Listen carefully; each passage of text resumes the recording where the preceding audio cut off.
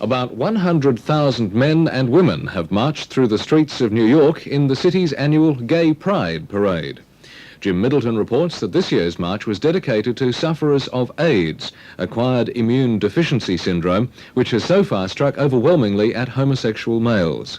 It was much like many other New York parades. There were baton twirlers and there were bands.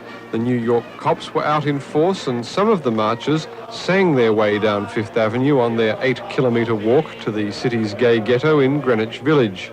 The streets were lined with onlookers and there was plenty for them to look at. In recent years, the parade has been something of a celebration of the growing recognition of gay rights.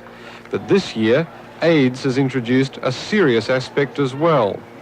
It wasn't until quite recently, after 1,500 cases of the deadly ailment had been detected, that the government started to set aside substantial funds to try to find the cause and a cure. In New York alone, in the last 2 years, there have been more than 700 cases of AIDS. 300 of the victims have died, and 70% of them have been homosexual. In those circumstances, it's hardly surprising that this march could have so much support. A rally was held at the end of the march, and among the speakers was AIDS sufferer Mr. Bill Burke. My hope is that this day becomes a call to change, that it becomes a call to action, but that most of all, it becomes a call to life. And thank you.